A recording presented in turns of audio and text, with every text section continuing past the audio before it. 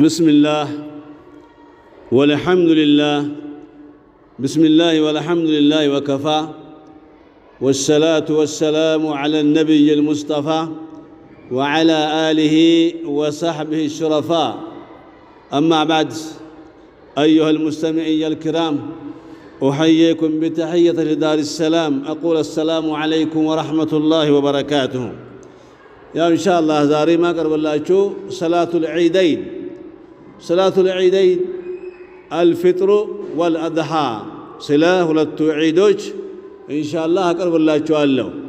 ሁለቱ ዒዶች ሱና ሙአከዳ ናቸው፣ የጠበቁ ሱናዎች ናቸው የሚሉ ዑለማዎች አሉ። ወይም ደግሞ ፈርደል ኪፋያ ናቸው የሚሉ ዑለማዎች አሉ። በዚህ መልኩ ተናግሯል ማለት ነው። ስለዚህ ወቅታቸው መቼ ነው? ወቅታቸው መቼ ነው? ወይም ዒድ ሰላት የሚሰገደው በስንት ሰዓት ነው ቢባል ደግሞ من ارتفاع الشمس رمحا حتى الزوال ነው። ፀሐይ ከወጣ በኋላ አንድ ዘንግ ከፍ ካለ በኋላ ይሰገዳል ማለት ነው። ሁክሙ ምንድነው? ሰላት ላይ ሁክሙ ቅድም እንዳልኳችሁ ذهب جمهور العلماء إلى أنها فرض كفاية የኢስላም ምሁራን ፈርደል ኪፋያ ነው ብለዋል። በነፍስ ወከፍ ግዴታ አይደለም ብለዋል። وقال بعضهم ግን ግማሾች ደግሞ ቅድም እንዳልኳችሁ ሱና ሙአከዳ ነው፣ የጠበቀ ሱናዎች ናቸው ብለዋል። والبعض الآخر ደግሞ ሌሎቹ ደግሞ ምን ብለዋል? أنها واجبة على الرجال በወንዶች ላይ ግዴታ ነው የሚሉ ዑለማዎች አሉ ማለት ነው። على كل حال ሱና ሙአከዳ የሚለው ኢንሻአላህ እንወስደዋለን። የጠበቀ ሱና ነው። ዒድ ሰላት የጠበቀ ሱና ነው። ስለዚህ ለዒድ ሰላት አዛን የለውም፣ ኢቃሙም የለውም። እንደዚሁ ደግሞ ወንዶቹም ሴቶቹም መውጣት አለባቸው አሉ ነብዩ ሰለላሁ ዐለይሂ ወሰለም። ወደ ዒዱ ስፍራ ወንዶቹም ሴቶቹም ሁሉም ሙሽሮች ሳይቀሩ አራስ እንኳን ብትሆን ሙሽራው እንኳን ብትሆን የወር አበባ ላይ እንኳን ብትሆን ዑዝር ላይ እንኳን ብትሆን ቢሆኑ ሴቶች መውጣት አለባቸው። ባይሰግዱ እንኳን እዛ አካባቢ ሆነው ተቀምጠው እዛ የሚወርደውን ረሕመት ይጎናጸፋሉ፣ እዛ የሚደረገውን ዱዓ ይጋራሉ ብለዋል ነብዩ ሰለላሁ ዐለይሂ ወሰለም። ስለዚህ መውጣት አለብን እንዳለ ነው። ሁሉም መውጣት አለበት ማለት ነው። ሁሉም ወልአፍደል የሚሰገደው የት ነው ቢባል የሚሰገደው ሜዳ ላይ ነው የሚሰገደው። መስጂድ ላይ ይሻላል፣ ግን ወልአፍደል የተሻለው ግን ሜዳ ላይ ተሰብስበው ሙስሊሞች መስገድ አለባቸው ማለት ነው። ለምንድን ነው ይሄ? በአንድ በኩል እስላሙን ማንጸባረቅ ነው፣ እስልምናን ማንጸባረቅ። በሁለተኛ ደግሞ ነብዩ ሰለላሁ ዐለይሂ ወሰለም የሚሰግዱ የነበረው ሜዳ ላይ ነው ማለት ነው። ሜዳ ሰፊ ሜዳ ላይ ማለት ነው። ስለዚህ ሰላት በመጀመሪያው ረክዓ 7 ጊዜ ከተክቢራው ከተሕሪም ውጭ ማለት ነው። ስናህርም ካልነው ተክቢራ ውጭ 7 ጊዜ አላሁ አክበር ይባላል ማለት ነው። ገባችሁ? ከኢህራሙ ተክቢራ ውጭ ማለት ነው። ከሱ ጋር 8 ነው የሚሆነው። ከኢህራሙ ተክቢራ ውጭ 7 ጊዜ አላሁ አክበር ይባላል። ፋቲሃን ከመቅራታችን በፊት እጅ ያነሳን አላሁ አክበር አላሁ አክበር ሌላ ጊዜ ነው የሚባለው ማለት ነው እንላል ማለት ነው። በሁለተኛው ረካ ደግሞ 5 ጊዜ ነው ተክቢራው አላሁ አክበር 5 ጊዜ እንላለን። እሱም ደግሞ ከቅያሙ ተክቢራ ውጭ ማለት ነው። እሱም የሚባለው ፋቲሃን ከመቅራታችን በፊት ነው የምንለው ማለት ነው። ሌላ ጊዜ እንደምንሰግደው ማለት ነው። ሌላው ኹጥባ ነው። ኹጥባ ለምሳሌ አንድ ሰው ኢማሙ አንድ ጊዜ ተክቢራ ካለ በኋላ መጣና ሐረመ። ከዛ ኢማሙ 7ቱንም ጨርሶ ወደ ፋቲሃ ሲገባ እሱ የቀረው አንድ ተክቢራ ይላል ማለት ነው። አላሁ አክበር ብሎ ይሞላል ማለት ነው። 7ኛውን ተክቢራ ይላል ማለት ነው። ሁለቱም ካመለጠው 2 ጊዜ ይላል። ኢማሙ ፋቲሃ ሲጀምር እሱ ተክቢራውን ያሟላል ማለት ነው። እሺ በሁለተኛው ረካ ደግሞ 5 ጊዜ ነው ብያቸዋለሁ። ይሄንን ሌላው ኹጥባ ነው። ኹጥባዎች 2 ናቸው። ኹጥባ ይቀራል የዒድ ቀን ማለት ነው። በሁለቱም ዒዶች ኹጥባ ይቀራል። ኹጥባዎች 2 ናቸው። ስለዚህ ኹጥባ ኢማሙ ሲቀራ መእሙሞቹ መስማት አለባቸው፣ ማዳመጥ አለባቸው። እንዳው ብድግ ብለን መሄድ የለብንም ማለት ነው። ቀስ ብለን ተረጋግተን ኹጥባውን ሰምተን ነው መሄድ አለብን። ስራ የለም እኮ ዒድ ነው አይደለም። ስለዚህ የዒድ ደግሞ ዋናው ደግሞ የኹጥባ ዋናው ደግሞ ኹጥባውን መስማት ነው። የዒዱ ዋና አካሉ ወይም የዒዱ የጀርባ አጥንቱ ኹጥባውን መስማት ነው። ኹጥባ ሳንሰማ መነሳት የለብንም። አሁን አንዳንድ ሰዎች እነሱም ይነሳሉ፣ ሌላውንም ደግሞ ይረብሻሉ። ተቀምጦ ለመስማት ሰዎች የፈለጉ እነሱ ሲረባብሿቸው እነሱም ጥምጣማ እንትናቸው ይዘው ምንጣፋቸው ይዘው እነሱም ይነሳሉ። ይሄ ወንጀል ነው፣ ማዕሲያ ነው ማለት ነው። ሌላውን ያወከ ነው ማለት ነው። ሌላው ለዒድ ሰላቶች ሱናዎች አሏቸው። ሱናዎች የመጀመሪያው ገላ መታጠብ ሱና ነው። ከዛ ደግሞ ከሽቶ ካለን ሽቶ ጥሩ ሽቶ መቀባት፣ ከዛ ካለን ልብስ ደግሞ የክት ልብስ መልበስ። ጥሩ ልብስ የሚባለው ልብስ ከጀለቢያም ይሁን ከሌላ ጥሩ ልብስ መልበስ አለብን ማለት ነው። እዛን ቀን ለወንዶች ማለት ነው። ለሴቶቹ ብዙም እንትን አይልም አይመከርም፣ ብዙም አይመከርም። ሴት ልጅ ገላዋን የሚሸፍን ልብስ መልበስ አለባት እንጂ ብዙም አይመከርም። በተለይ ወጣ ስትል ብዙ አይመከርም በሸሪዓ ማለት ነው። እሺ ሌላው ተክቢራ ነው።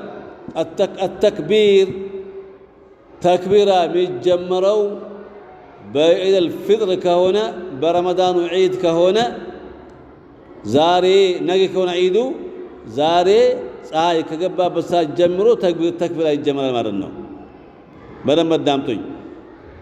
የዒድ አልፊጥር ከሆነ ወይም ይሄ ረመዳን ከፊት ለፊታችን ያለው ዒድ ከሆነ ተክቢራ የሚጀመረው ዛሬ ፀሐይ ከገባበት ሰዓት ጀምሮ ነው ማለት ነው።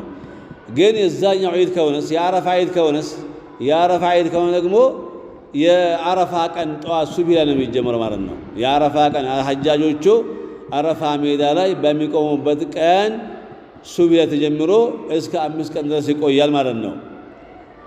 እሺ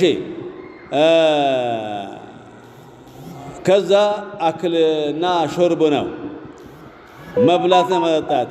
በዒድ አልፊጥር መብላት ሱና ነው። ጠዋት ያገኘነውን ቴምር ይሁን ገንፎም ይሁን ያገኘነውን ነገር ቀማምሰን መውጣቱ ሱና ነው።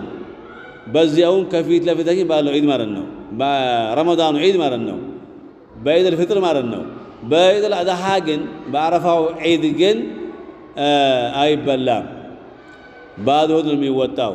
ኢምሳክ ይነየታል፣ ጾም ማለት ነው። የግማሽ ቀን ጾም ወይም ደግሞ እስኪሰገድ ድረስ ጾም ነይተን ከተሰገደ በኋላ ተመልሰን ኡድህያችን አርደን ከዛ እንቀምሳለን። ወይ ደግሞ ከዛ በፊትም ችግር የለውም፣ ከዛ በፊትም በተገኘ ነገር ማፍጠር ይቻላል ማለት ነው። ይህን መለየት ያስፈልጋል። ቴምር ነው ሱናው። ይህን በዚህ መልኩ ማወቅ ያለብን ነገር ነው ማለት ነው። ሌላው መንገድ ነቢዩ ሰለላሁ ዐለይሂ ወሰለም አንድ ሙእሚን ወደ ዒድ ቦታ በሄደበት መንገድ አይመለስ አሉ። የሚሄድበት መንገድ ሌላ፣ መመረሻ መንገዱ ሌላ መሆን አለበት። መንገድ መለየት አለባቸው አሉ ነቢዩ ሰለላሁ ዐለይሂ ወሰለም። ጠሪቅ አዝሃብ ሚን ጠሪቅን ወልዐውደቱ ሚን አኸር፣ ከአንድ መንገድ ሄዶ በሌላ መንገድ ደግሞ መመለስ አለበት። ሱናው ይህ ነው አሉ ነቢዩ ሰለላሁ ዐለይሂ ወሰለም። ሌላው ተህኒአ የጁዙ ቀውሉ ተቀበለ ላሁ ሚና ሚንኩም ማለት ይቻላል። አንዳንዶች አይቻልም ይላሉ፣ ግን ይቻላል። ተቀበለ ላሁ ሚና ወሚንኩም ሳሊህ አልአዕማል፣ አላህ ሱብሓነሁ ወተዓላ ለእኛም ለእናንተም አላህ መልካም ስራችንን ይቀበላል ማለት ይቻላል ማለት ነው። ችግር የለው ማለት ነው፣ ይቻላል። ሌላው ፈዋቱ ሰላት፣ ለምሳሌ ዒድ ሰላት አንድ ሰው ቤት ረፍዶበት ደረሰ፣ ተሰገደ። ሲደርስ ይህ ሰው ምን ያህል ቀዳለ ምን ቢባል ዩሰሊ ሰላህ ረክዓተይን ፊል በይት፣ በቤቱ ወይም በዒዱ ቦታ ላይ ከሆኑ ጀማዎች ጋር ሆኖ እንደሱ ወደ ኋላ ከዘገዩ ጀማዎች ጋር ሆኖ መስገድ ይችላል ማለት ነው። ገባችሁ ወይ? በቤቱም ደግሞ ይቻላል፣ ቤቱም ተመልሶ መስገድ ይችላል ማለት ነው። የዒዱን ቀን ግን በሁለቱም ዒዶች የዒድ ቀን መጾም ሐራም ነው፣ ተከልክለዋል።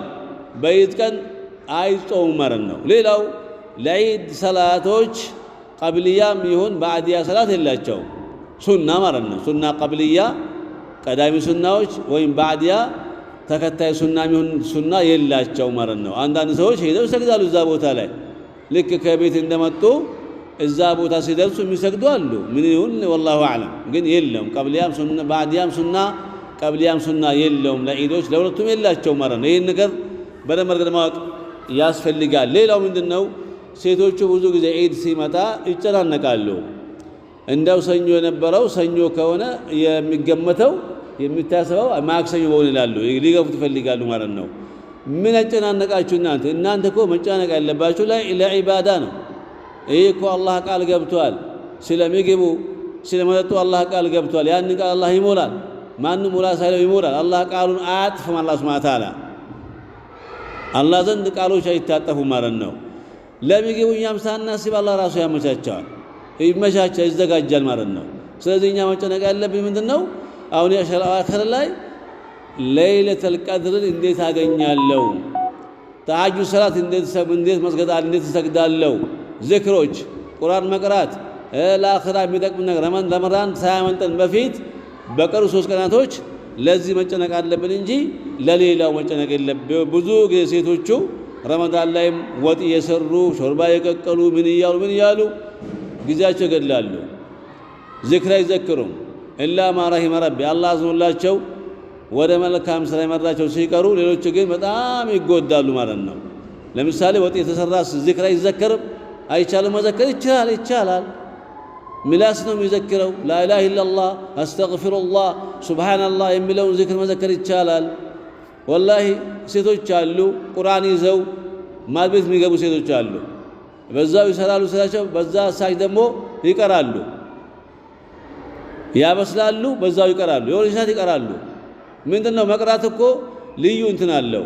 መን ቀራ ሐርፈን ሚን ኪታቢላህ ፈለው ሐሰና አሉ ነብዩ ሰለላሁ ዐለይሂ ወሰለም። ከአላህ ክታብ አንድ ፊደል ብቻ የቀራ ሰው አንድ ሰና አለው አሉ። ያ ደግሞ አንድ ሰና ደግሞ በ10 ይባዛል ማለት ነው። ስለዚህ በዛ ሰዓት ብትቀራ አንድ ሴት ልጅ ብዙ ምንዳ ነው የምታገኘው ማለት ነው። ስለዚህ እየሰራ ለምሳሌ ላኢላሃ 100 ጊዜ ላኢላሃ ኢለላህ፣ 100 ጊዜ ሱብሃንአላህ፣ 100 ጊዜ አልሐምዱሊላህ፣ 100 ጊዜ አላሁመ ሰሊ ዐላ መሐመድ ወዐላ አሊ መሐመድ የሚለው ሌላም ዝክሮች አሉ። 100 ጊዜ አስተግፊሩላህ የሚለው ዝክር አለ። ያን ዝክር እያላችሁ እነዚህ 3 ቀኖች ማሳለፍ ይኖርባቸዋል ኢንሻአላህ። ሌላው ዒድን በተመለከተ መዛየር ሱና ነው። ድሃዎችን መጠየቅ ሱና ነው። የቲሞችን መጠየቅ ሱና ነው። የድሃ እናቶችን፣ አካለ ስንኩላንን፣ አቅመ ደካሞችን፣ አግኝተው ያጡ ሰዎችን መጠየቅ ሱና ነው። ለምንድን ነው ሱና የሆነው? አን የኩነ አልዒዱ ዒደን ሊልጀሚዕ፣ ዒዱ የሁሉም ዒድ እንዲሆን ነው። ወአን የኩነ አልፈርሑ ፈርሐን ሊልጀሚዕ፣ ደስታው ደግሞ የሁሉም ደስታ እንዲሆን እነሱንም አብሽሩ ብለን ያለን ነገር ተቋድሰን አካፍለናቸው መብላት ነው ያለብን እንጂ በርዘክተን መብላት የለብን በፍጹም ማለት ነው። እና ስለዚህ በተለይ አባትነት ያላችሁ ወገኖች አባትነትን መዘየር በጣም ተወዳጅ ነው። እናትን ግንባሯን መሳም፣ አባት ግንባሩን መሳም፣ ከሞቱም አላህ እንዲመራቸው ዱዓ ማድረግ ያስፈልጋል ማለት ነው። ያው ኢንሻአላህ እኔ በተናገርኩት እናንተ በሰማችሁት የምንሰራ ሰዎች አላህ ያድርገን እያልኩ የዛሬውን ደርስ እዚህ አቆማለሁ። شكرا لاستماعكم. بسلام لعيد ቀን አላህ በሰላም አላህ ያድርሰን። ሰላም አለይኩም ወራህመቱላሂ ወበረካቱ።